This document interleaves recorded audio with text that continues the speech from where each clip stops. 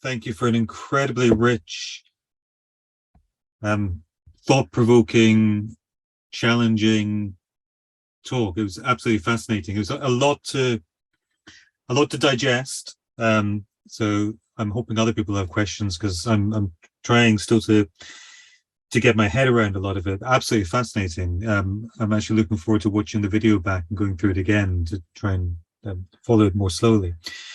I'm going to start off with a question before I open up to the floor. We are a little bit late in terms of time, so I'm going to move quite quickly to try and get other people's voices and get some more questions in here. But listening to your talk, and please do correct me if I'm misrepresenting what you said, and I guess I'm going to preface my question by saying, not just I think, but I'm pretty sure I'm oversimplifying what you said in order to formulate my question. It strikes me that in the manner in which you're talking about the logic of naturalism is commensurate with the logic of what many people would call psychologization. So this idea of the atomistic individual, the separate interiorness, and this logic of psychologization has been well argued is very commensurate with capitalist society, and you seem to be making a similar connection in the way you lay things out. If we look at it in terms of psychologization, I think there are good arguments that psychoanalysis, the logic of psychoanalysis itself, is something that problematizes and allows us to challenge that conception of subjectivity. That's psychological. They wouldn't call it subjective necessarily, but that's psychological conception of what it means to be a person. So psychoanalysis can, I think, reasonably easily be positioned there as a critical tool. Joining this up with the link that you're making between the naturalistic logic and the structure of a capitalist world, I guess I have two questions. One, does this then lead to the argument that psychoanalysis itself doesn't just have a place within this world, but has a very potentially useful place as a critical tool with this in this world? Psychoanalysis is not simply something about working through your individualistic problems, but becomes a social tool to challenge the very logic of the world in which we live. My second question is kind of flipping that around almost. If the logic of the world in which we're living itself is changing, and this argument has been made quite commonly now that we are moving beyond a capitalist world, we're moving back towards some kind of neo-feudalist world, does that still leave a place for psychoanalysis?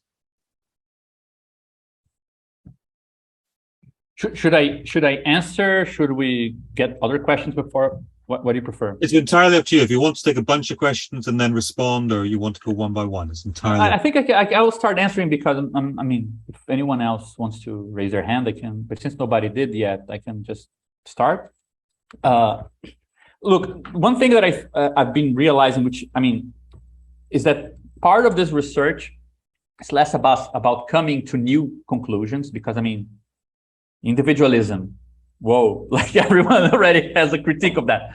The issue is to come to critiques with new grammars so that we have more tools to say other things besides what we already did. So it's not pointing to a different direction, but one thing is to arrive at a place with like the fuel in your car nearly gone, so it's as far as you can get. The other is to arrive at the same place but with the full tank, so you can continue going. So that's how I see a lot of this for psychoanalysis. I think I think it's good that we arrive at very well-established conclusions, not a matter of being polemical. But the idea is, when we get there with different tools, what might we also see that perhaps would be a bit in the dark by then? So, for example, I think that we are very used to, at this point, criticizing psychologization, medicalization, and these things, and pointing to psychoanalysis as being in a slightly critical position, because our concept of subjectivity is divided. It's internally kind of traversed by otherness and social otherness and by the history of what is said to people and how this, how language latches onto us and we latch onto language. And so it's very rich and definitely creates a stark contrast with this kind of psychological, individualistic description.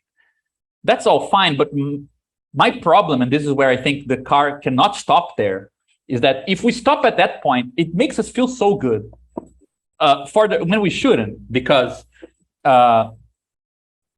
first,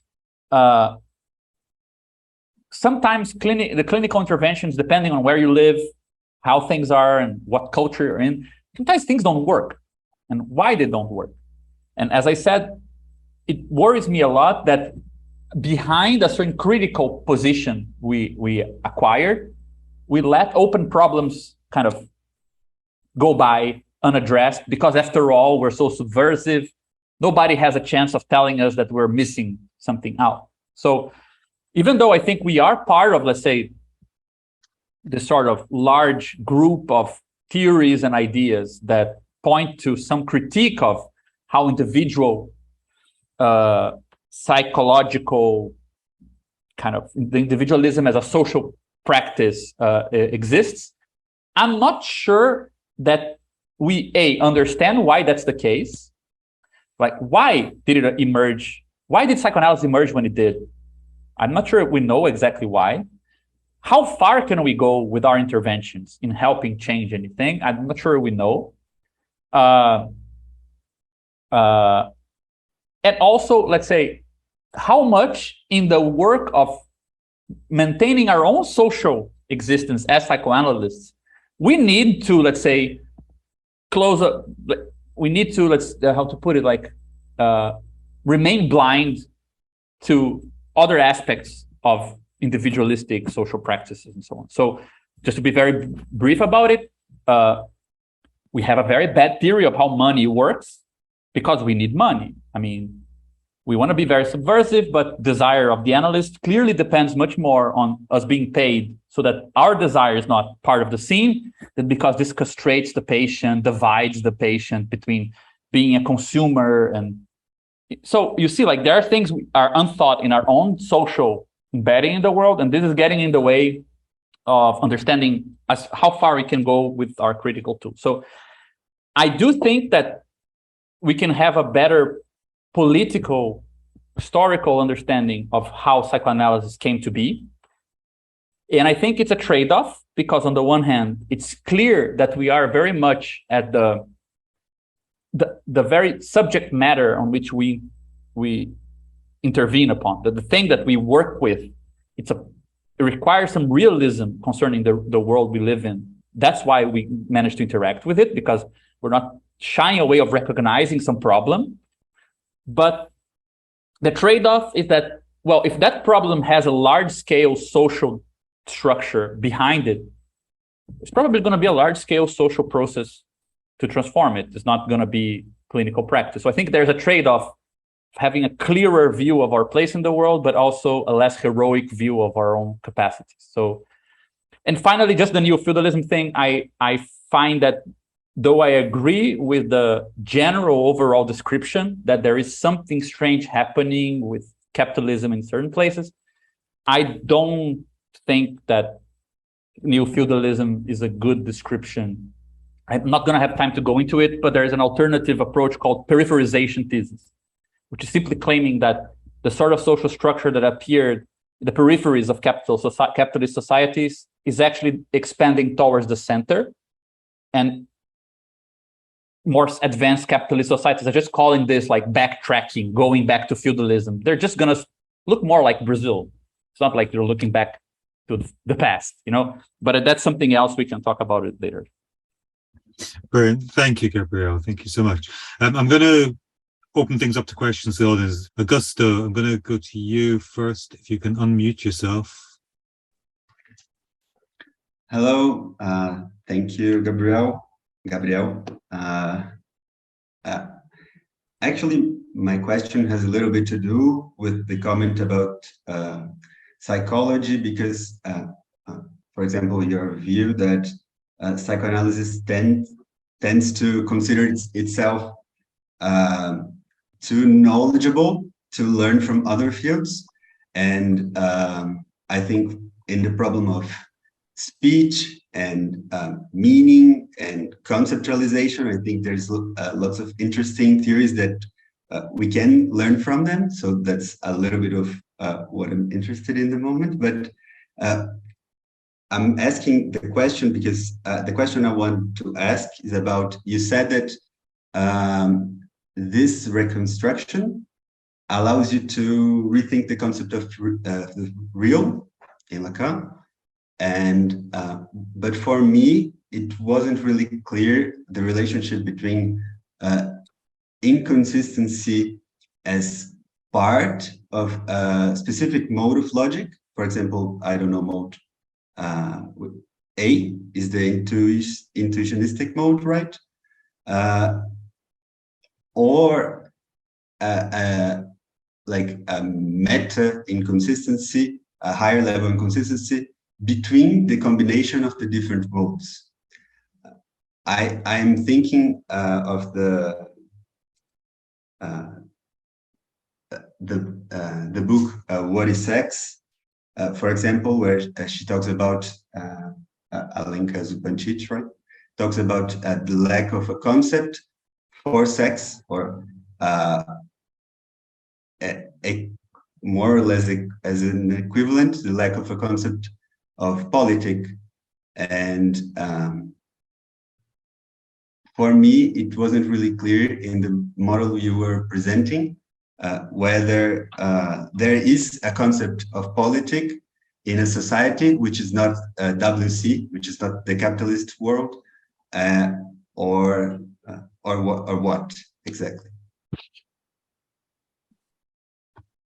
Okay, so I mean, I'm guys, I really apologize for this is the problem of doing things outside of academia. You work with your friends for a long time, then you're excited, you want to show everyone everything at once. Terrible way of doing it. So definitely everything was too rushed, and your question is really good, August. But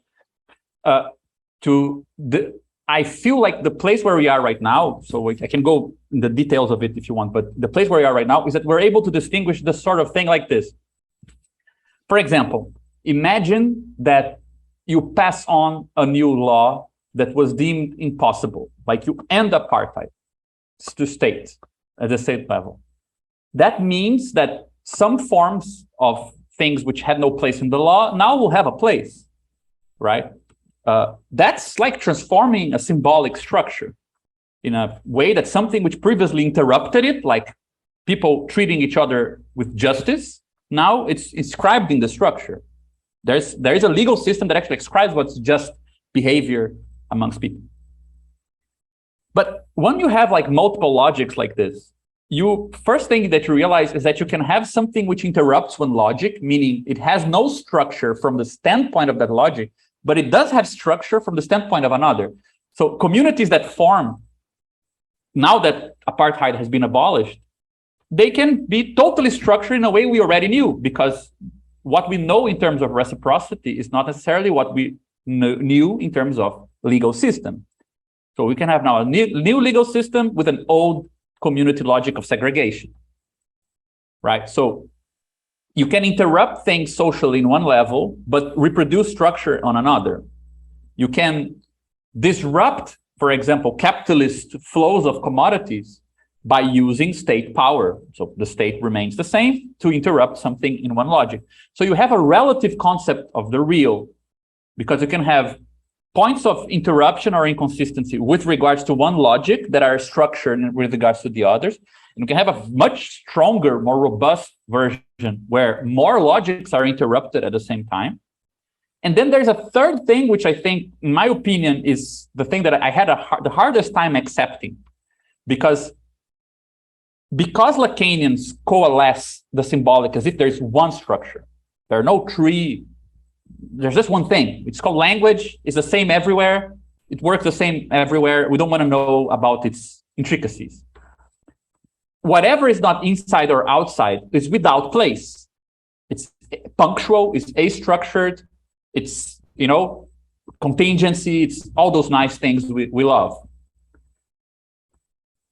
The biggest change in what I'm proposing is that indeterminacy or extimacy is not lack of place. In most societies, it is a place. You say, that guy is inside, that guy outside, and that guy, he has no place. But that's his place. There are a bunch of figures in most societies for things which are neither here nor there. We are the stupid ones. They haven't really, we don't. So we confuse things being in an extimate position with they being inherently subversive. And that's not true. Exactly as you said, there is a meta level or a separate thing, which is, so we have now 3 problems to solve. There are things which will operate as interruptions to a symbolic structure because they are structured by another thing. There are things which really are rupturing with every level. That happens, right? And there are things that look like they're ruptures, but they're just, let's say, the logic of rupture itself, which is affinity logic. It is itself the logic of extimacy. Extimacy is not the exception. I mean, just think of these guys. Like, if we didn't know what to do with meeting things, we don't know if they are inside or outside the known, we wouldn't have gotten off the ground as, humanity. Like, it really is a basic thing that most people know how to do. So we are kind of like behind the curve. We're lagging behind on that. We're not ahead of the curve because we touch on the real, which is the extimate. No, that's the simple part. Everything else is the complicated part. So I find this for a lot of traditions of political, like Marxist, Hegelian, which is something I consider myself to be very disappointing, because we tend to trust that the moment we find a contradiction, the moment we find something which is either inside or outside, we touched on the inconsistency of logic. Whereas what I try to propose to you guys is that there is a logic of inconsistent. There is a paraconsistent logic is a totally consistent thing. You can tell if a proposition is true, is false, if it's correct, it's incorrect. You can correct somebody's test if they do it wrong. It's not like the real of contingency, So in a certain sense, there is a bit of a relativization of things which are taken to be more absolute in I think, the Lacanian kind of world. I'm not sure if that answered your question, but just to show how complicated it becomes all of a sudden and how lost I am. So just wanted to convey that. Brilliant. Thank you, Gabriel. And thank you for the question, Augusta. Very much appreciate it. I'm not going to go back for you to a response because there's a few other people with hands up and we're kind of running out of time. So Richard, if you could unmute yourself. Yeah, thank you, Callum. Kia ora, Gabriel. Hey, Richard. Hey, and thank you for your presentation, Gabriel. So yeah, one of the things that this brought up for me, I mean, there was a lot here, obviously, but one of the things that it brought up for me was, it just struck me as interesting that, for both Freud and Lacan, there is this engagement with anthropology and theories of kinship that's sort of fundamental or axiomatic to their kind of respective metapsychologies, right? Freud and Totem and Taboo, obviously the way that he's reading some of the anthropology of the time, and Lacan's engagement with Levi-Strauss, but that they both apply, to me it seems that they both apply these anthropological theories in a way that's largely ahistorical and doesn't take into account to the contingencies of the particular socio-historical context that psychoanalysis is operating in. And yeah, I was thinking, is there something in the way that you draw on Badiou here, something distinct that maybe provides a way of thinking about how these certain kind of universal or general logics or invariants can be sort of applied to the particular historical kind of moment or conjuncture that we're operating in. Yeah, well, also vis-a-vis these other philosophies of Karatani and these alternative anthropological theories of kinship that you're drawing on. I'll try to be brief so we can get to everyone's questions, but especially because I think we can talk about this later on, right, Richard, when we meet again. But one thing that I disagree with you a bit is that, and it's something for me that became recently like a very strong kind of point to meditate about, which is, if you look at the role of history, the relation between history and clinic in Freud and Lacan, it's quite different, isn't it? Like, Freud did think like you have an iceberg. With the clinic, it's what's on top of the water, which is what you get to see. But what really matters, like, is the deep history, which is not what people are actually saying, but you want to be able to tell about this deep history of humanity and of the patient. When the clinic is like this upper bit you get to see of those more profound kind of connections and development and so on. Lacan doesn't have any of that. Lacan substitutes deep history for fantasy. He will say like, yeah, well, all that deep stuff, it's actually called fantasy. The hard thing to get to, which is below the water, is the here and now of speech in a clinical session. Everything else is kind of meant to kind of cover up what you actually say and who you're saying it to. So when he goes to Lévi-Strauss, he's not looking for history very much. He doesn't like use detailed analysis of any societal distinctions Lévi-Strauss does. He's talking about the structural method, right? Whereas Freud goes to Malinkovsky and so on because he wants to say that there is a deep history connecting us back to. So we're kind of trying to mix the two things together. We're saying, well, why don't we use Lévi-Strauss instead of Malinkovsky, but to do something similar that keep both together. So we're trying to have our cake and eat it too in a certain way. But one of the things that I find that has to do like a strategy behind all of this, which I think is from Freud to Lacan, psychoanalysis, I mean, for many, many reasons, had really good motivation to worry about preserving itself. So politics was more like a tide that is threatening to take psychoanalysis away. I mean, we're talking about, sexual politics, fascism. So you had to protect it somehow. And science looked like the good thing. This is the allegiance we need to protect it from politics. I think Lacan didn't break with that. Lacan didn't make one meaningful remark about actual political life. Most of his remarks that are interesting are his connections to science. Even his theory of history comes from science, comes from Poiret, talking about modern science. That's the thing he wants to anchor psychoanalysis to withstand this kind of current of politics. And I think today we see that that's not really the best way to do it. If you want to win a battle against politics, you need politics. That's much better, to counter politics with good politics. Why not? So I think that's a bit the movement that is at stake here. And so for me, when we put psychoanalysis in a kind of historical point of view like that, and for me, the crucial part that I'm still not clear about, but I really think it's worth developing further, which is this connection between transformations to the basic structure of kinship in modern societies and how clinical work latches on to this defective atomic structure, is that you can start thinking about futures in which there is no clinical work, but it's possible that people have social relations that are similar to the relations people have on the clinic. And like you can do like, instead of sci-fi, something like sci-fi, future of psychic relations. And you can imagine like you walk to a park, you meet a stranger, the same way that you make friends, you make an analyst. Like you decide to tell them some crazy thing, they don't say much. Then you say like, I'm going to meet them again here next week. And then you meet them again. And then you have like 2 years of analysis with a random person. And that's possible. But for that to be possible, imagine how social relations need to be structured so that this fits in your world. That's like a crazy possibility.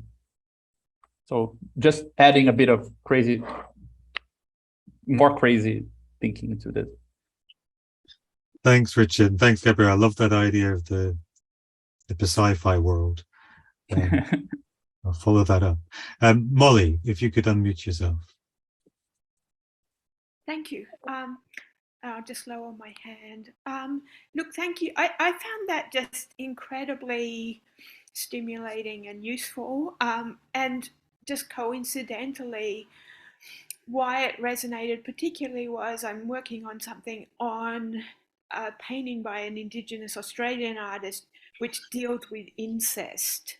And there's a lot of writing in art history and psychoanalysis, sort of exploring, you know, the use of topology, etc. But of course, there's also this vast reservoir of anthropological scholarship, and I come much more from the art history, and so this actually gave me a way to think about that in a really, I mean, it was just incredibly exciting to hear how you were thinking about it.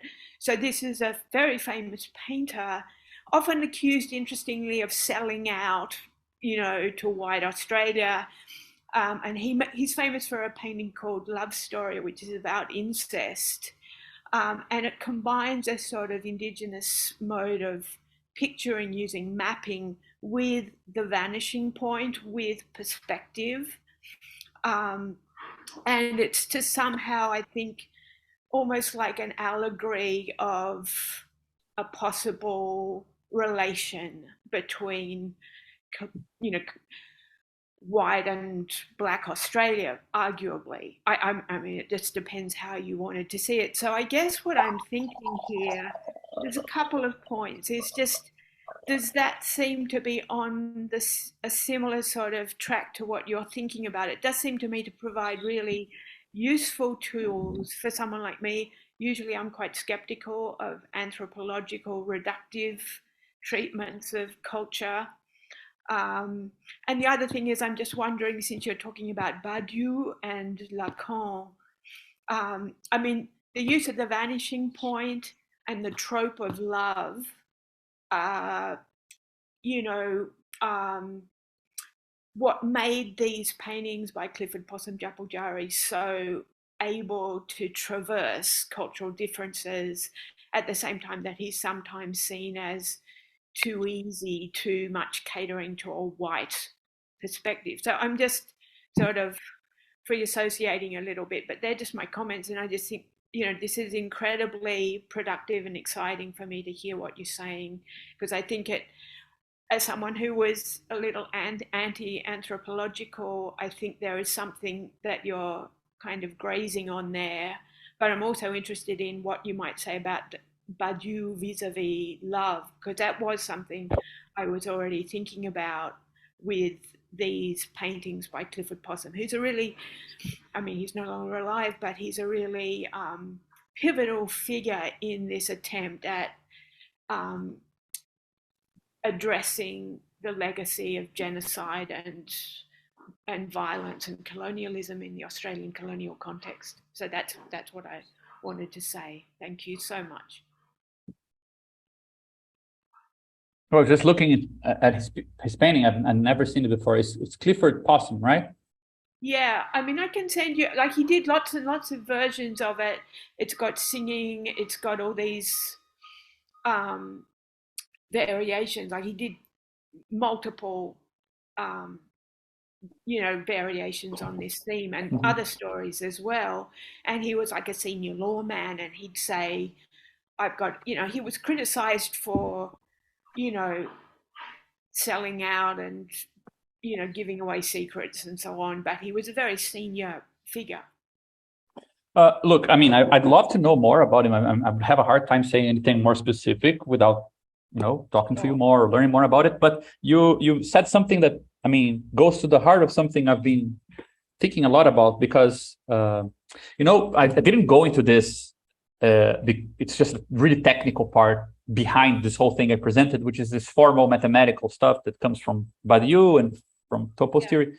But the really cool thing about it that we don't have exactly in psychoanalysis, and I really do think it's a new thing for most disciplines, which is topos. Okay, I'm gonna sound crazy, but topos theory is a field that binds together algebra, logic, and topology, meaning you can describe things as spaces, as algebraic operations, and as logics like negation, implication, and they're kind of equivalent.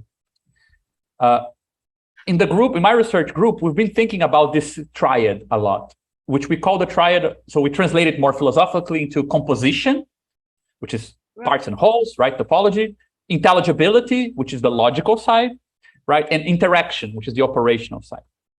And it's interesting because this triad, we call it kind of a trinity of composition, intelligibility, and interaction. It splits into two terms in three kind of disciplines that are very much connected, and we don't know how to bind them together, which is anthropology, politics, and psychoanalysis. Anthropology has a very particular discourse, which is very concerned with not interacting, meaning not operating on its subjects, so that it can present composition and intelligibility. You want to show how something is structured without interacting with it, without imposing your own ideas on top of it. That's a kind of very hard ethnographical problem. How do I interact with the world in a way not to change its composition or its intelligibility? Politics is very much concerned with finding a way to interact with the world, interact with how it's composed. You want to change its structure through operations, but you don't know exactly, you don't care very much how that's intelligible. Sometimes you don't know how to transmit this. We're constantly concerned with, will people understand what we're saying, which is a weird thing. You're changing the world with the working class, but you cannot make yourself understood, right? Whereas psychoanalysis is very much concerned with intelligibility. We're talking about speech, the logic of how things are kind of discursively organized, and we're talking about interaction. But we know very little about how things are composed. What's the social structure behind the construction of this speech of this patient in the clinic? We don't have access to that. So you have one triangle built of composition, interaction, and intelligibility that binds the three fields, but each of them can only deal with two of these at once. And I find that this approach we're talking about here, it facilitates bringing these three things together. You want to know how things are composed, because this affects what you get to know about the world and how you need to position yourself in order to interact with it. So I would never, let's say, claim anything about the meaning of either a person's discourse or a particular social group's kind of structure without actually being able to construct an apparatus that can interact with that composition in a way that renders it intelligible. These three things need to be kind of thought together. I think it ultimately is the very interesting basis to generalize some premises of how psychoanalysis works. I skipped over this in the beginning of the talk, but this already happens. There's something called the clinic of the testimony in Brazil, which is a really good example of this. Patients come to regular clinic suffering from state trauma due to dictatorship, torture, and so on. They can do private clinical analysis for 10, 20 years, and nothing touches upon those traumas. Then they do 1 year of analysis with a social group organized around affirming that social trauma due to the state exists. And then they cry like babies every time they go. They have like 20 years of analysis in their back. They're still like the thing fresh, and nothing could intervene there. So you get to see that it takes some social composition in order to interact in certain social compositions. You don't get to interact on everything without changing the way that yourself are composed socially, right? So I feel like this helps to bring psychoanalysis close to the concerns of anthropology, which is, let's pay real attention to how people organize their lives, what words mean in their worlds, right? And to politics, which is, well, you will need to collectively organize differently if you want to interact with a different kind of structure, right? So yeah, it's a big thing. So I hope I've got this right, because I think this is really exciting for me, because I was sort of snobby about anthropology. I thought it was too kind of empirical or boring. And here you're saying you can bring that together with politics and psychoanalysis using this, this sort of strategies you've been describing today. And I find it already sparks all these thoughts that I hadn't had otherwise. So thank you. Yeah, I mean, I don't want to promise too much. I have the vague idea that this can lead to something good, but it's, clearly. No, I know, but it does seem very generative. So thank you. Yeah, I really hope so. Great. Thank you, Molly. Thank you, Gabriel. I'm very mindful of time here. We've got two people who've been patiently holding their yellow hands up. So Fatima and Jeremy, if I can go to you for questions, what I suggest here is if you can be very succinct in your question, we'll take both your questions together, and then I'll pass over to Gabriel for the final word. So Fatima, if you can go first. Hi, thank you, Gabriel. Oi, Thank you, Gabriel, and thank you, Lacan Scotland. This was amazing. Okay, so I have a few thoughts written here. I don't know how to formulate a proper question, but I hope that you can comment on them. I was thinking about, I'll go back more further at the beginning of the presentation, and I would like to make it clear, I'm thinking about this from the Arab, Lebanese, Bilad al-Sham context. Psychoanalysis as a tool for a militant within the class struggle.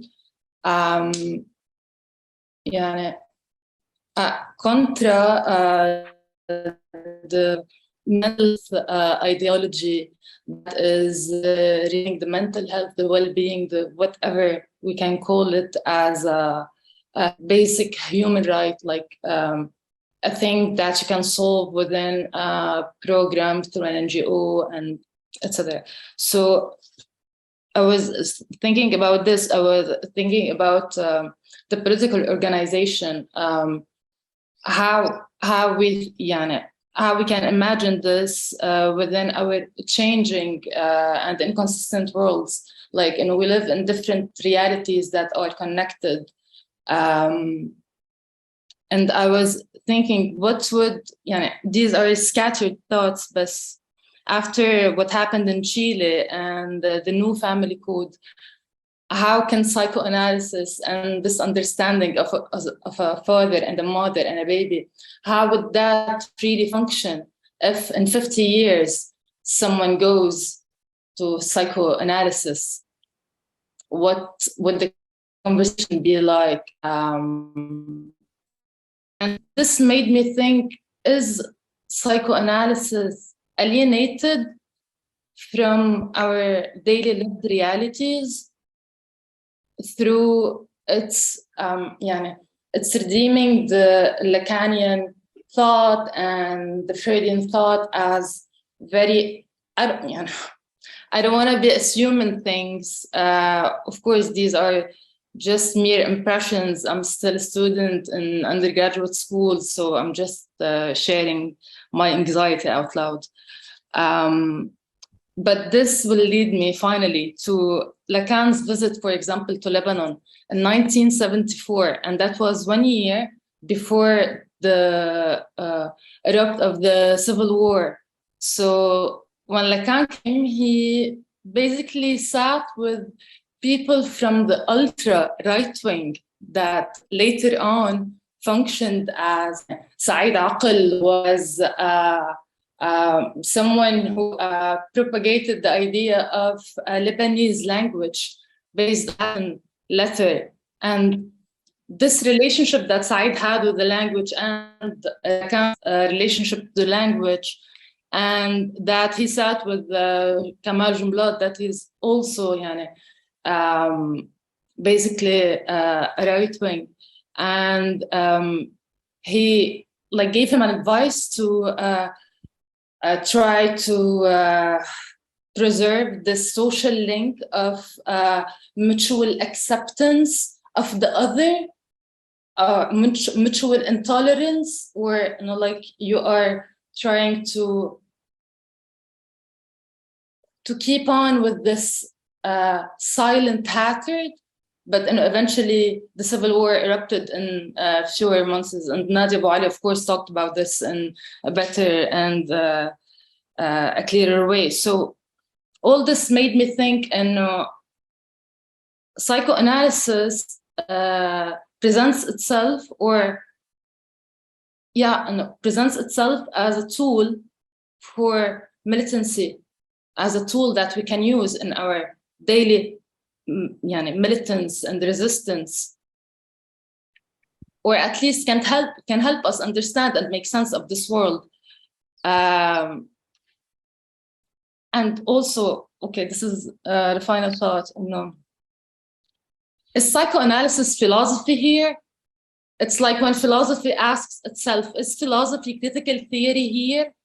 And this is another thing that Ray Brassier talked about. But where is this barrier between psychoanalysis, critical theory, anthropology, philosophy, political economy, Marxism, political organization.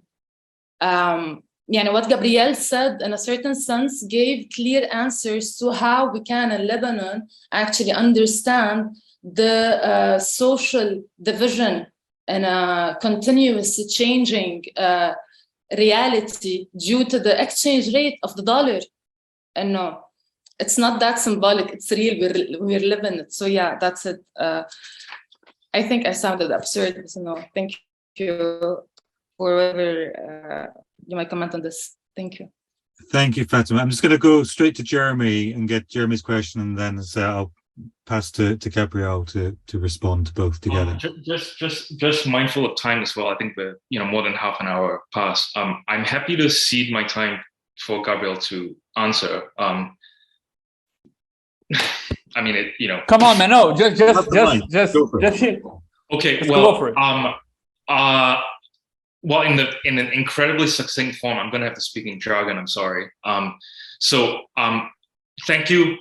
Fantastic presentation. I actually am an anthropologist as well as a psychoanalyst. So I especially am very thrilled to hear anthropological metaphysics, which I actually wrote my dissertation on with Lacan and psychoanalysis. Right. I've been wondering myself with my own thoughts how to connect them, but on the level of anthropological metaphysics, there is this other figure, Latour, right, whose project can be summed up as how do we compose a common world. I do wonder whether we will need to actually talk about this first before we get to some of the questions you pose, right? Because it seems to me that your questions pinpoint or devolve on formal structures that are already, to use Simondonian terms, individuated milieus, right? They have already reached a kind of metastable equilibrium as forms that we can speak of as like macro structures, let's just call it that. But to the extent that in the analytic clinic, we deal with regression, right? Which is how we get the patient to speak, at least the patient is neurotic. I do wonder whether or not we need to have a conversation about how we're going to draw a metaphysics out of the pre-individuated milieu that Simondon talks about, right? Which puts us in the mind of a very Latourian question of how are we going to draw a metaphysics out of processes, which is the other side of formal structures that we don't necessarily have a good language to talk about. Right, like formal structures, transformation groups, wonderful. But then all these little processes are so important to talk about. Like, what is the status of the mode of existence in Latourian terms of like metamorphosis, right? He says like when a spirit like Japiri in the Amazonian forest changes us, it's the process of change itself has a metaphysics, right? In this kind of almost oxymoronic conceptual idiom he has of empirical metaphysics. And I mean, I'm actually more optimistic about psychoanalysis. I think if we work from the pre-individual milieu, we can follow processes of transformations. And I do wonder if we need to actually talk about those things rather than just on the level of formal structures, which becomes very unwieldy. And we start to do these subsumptions, like from where, I mean, even though sorry, let me finish my thought. From, how do we specify the sort of stratus of logical subsumptions through which we can emplot psychoanalysis and its operations, like within a particular kind of logic. But, actually just following empirically, much as we do in the clinic, what happens? I don't know if that makes sense. It's very hard to ask this in a... No, it was, I'm really glad, you asked this highly technical question of philosophical anthropology, I don't know what I want to call it, because I need people to talk more about this. I have a lot of intuitions about this and debates with friends, and want to hear what you think of it. Actually, I would bring this the answer to this question has to do with the answer to Fatma's questions, strangely enough, because I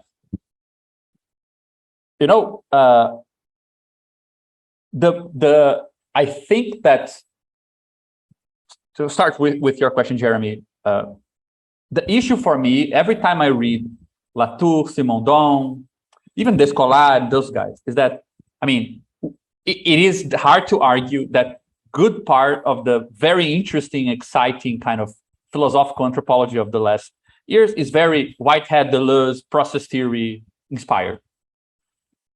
For me, it has the same problem of psychoanalysis on the other direction. It's the car going in the right direction, but the fuel is going to end too soon. Because philosophies based on difference have a hard time conceptualizing indifference. I mean, after all, everything is creative life, difference, processes. But yeah, but in our interaction here, hardly most of that matters. There is a cut of what is significant and what is not. What makes a difference and what does not. And I find that the grammar in which most of the interesting distinctions are made by Latour, Simondon, and so on, requires us to say things like the pre-individual. And then we're suddenly at a place where it's the dead end of most of French philosophy in the end of 20th century, which is, I just reached the place where I cannot say what is the place that I reached. Like, everything is too little that I say. Every structure is too captured. Like, and I mean, okay, fine. It's cool that you have that prudence. Usually, I think philosophy of difference in all forms tends to produce very prudent people, and we're lacking those. So it's a good thing that you are always kind of careful with the details, careful with the differences, unsure about big generalizations. I think that's great.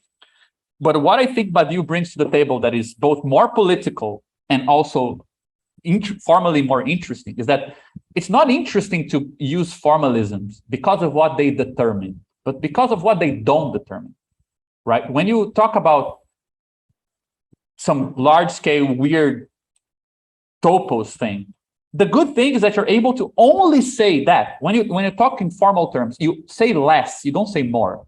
When I say something like the cat is on the tree, you already imagine the cat, you imagine the tree, you imagine a bunch of things, and you might be disappointed. You already come with a bunch of preconceptions. When I just tell you that, some transformation preserves some symmetry, I didn't say anything else.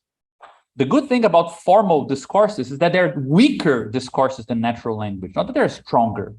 It's just because I'm so bad at it, and I'm bad at it, like I'm really bad at mathematics, that I fantasize that if I'm bad at it, it's because they're stronger, they're meaner, But they're actually poorer, they're weaker discourses. They say less, so they preserve more that you need to go there and check. So I have the impression that a problem that I cannot overcome when seeing the grammar, not the actual statements of guys like Latour and other thinkers with that direction, is that I agree with the statements, but I feel like ultimately they want to state that the world is very rich, rather than state something poor and then allow people to go and have rich experiences. Like, for political theory, I don't want a theory that tells me what will happen. Like Fatima said, what will happen in psychoanalysis once, the Cuban new family code is in place and new families are built? I don't know. I don't want to be able to derive that. I want to have a good reason to listen to people with excitement.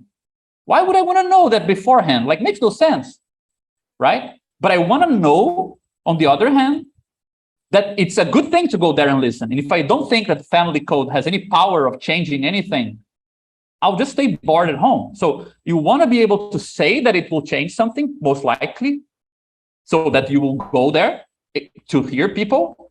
But you don't want to be able to say what it will change. Otherwise, you will go there with a preconceived notion. So how do you live in that fine thing? That's the place we want to be at. We want to be able to say there's a rich chain of determinations and conditions to social experiences, but I don't want to say much more than that, as if I can tell beforehand from my chair what's going on.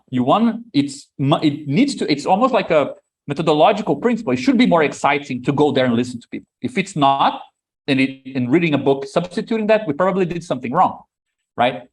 So that's, let's say, where I see the formal side having a connection to politics. Like, it's interesting to work with formal tools, because you get to say less, but you still say something.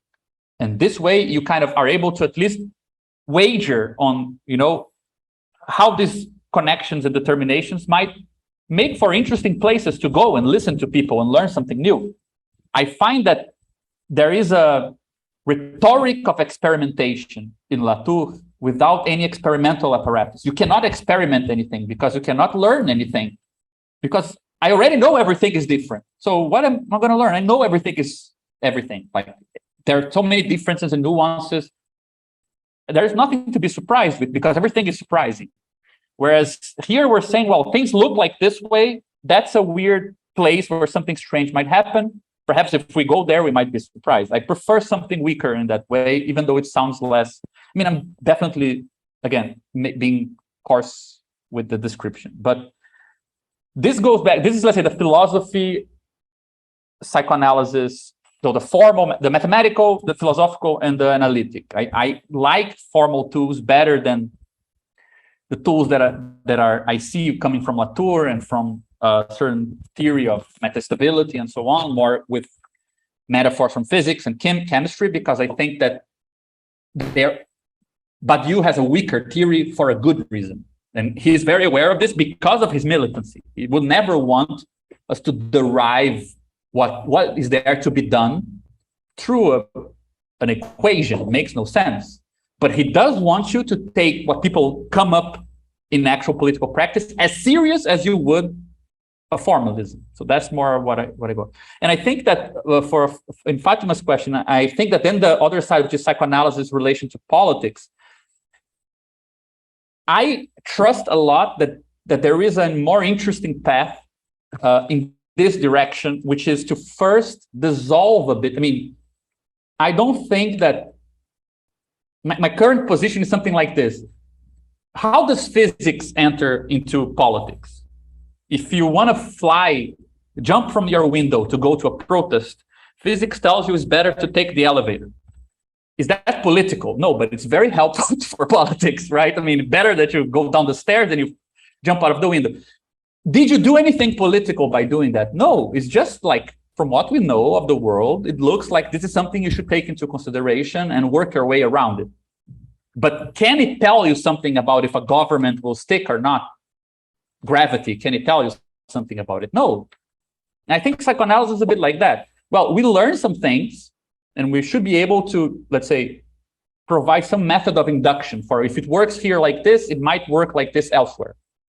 And so we can take that into consideration. At the same time, we shouldn't prescribe too much, as if just because in the clinical space, people behave in this way, they talk about their lives in this way, that doesn't mean I can derive, if some political process is legitimate or not, if people are fascist because of their mothers or not, I mean, something like that. So on the one hand, I think that psychoanalysis needs to have a slightly more reduced use for politics. Like, on the other hand, I think what increases our usefulness to politics is the trade-off of the more we see ourselves as just another profession, the more we embed ourselves more in the world like anyone else, the closer we are to other people's political demands or processes, the easier it is to make that connection. So I find that there is a strong connection between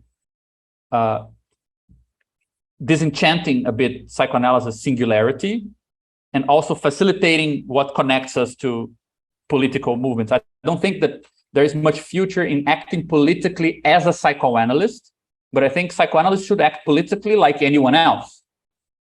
Weirdly enough, we don't have a concept of being anyone else. We think we're either subjects or analysts, and then it's hard to be like everyone, right?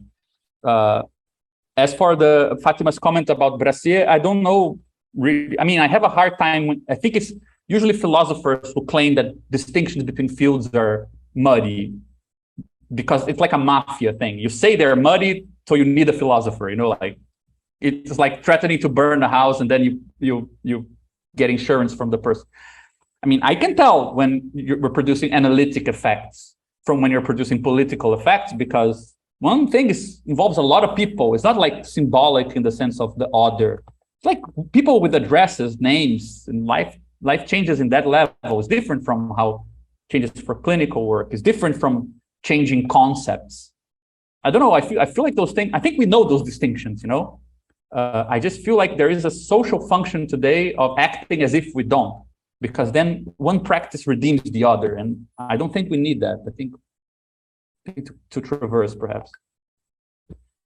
But Jeremy, I feel like I went on a total rant answering your question. I could definitely, I mean, we can talk about it more afterwards if you're up for it. Sorry, guys. No need to apologize at all. But it has been nearly 2.5 hours now, so I'm going to bring things to a close.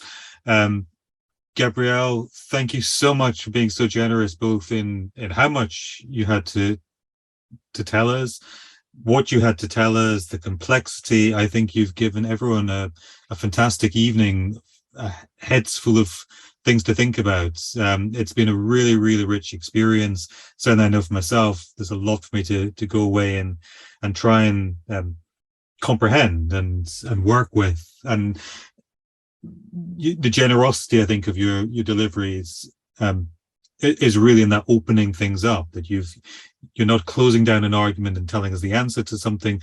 You're presenting us with some potential tools to open things up and move forward, which is absolutely fantastic. So what a brilliant start to our year. Thank you so much. We'll be back on the last Thursday of next month with Kirk Turner, who has just fairly recently published a fantastic book on fantasy. So please join us on the last Thursday of October for that. Hope to see you there. Thank you for joining us this evening. And Gabriel, thank you so much. Thank you all, man. It was such a pleasure.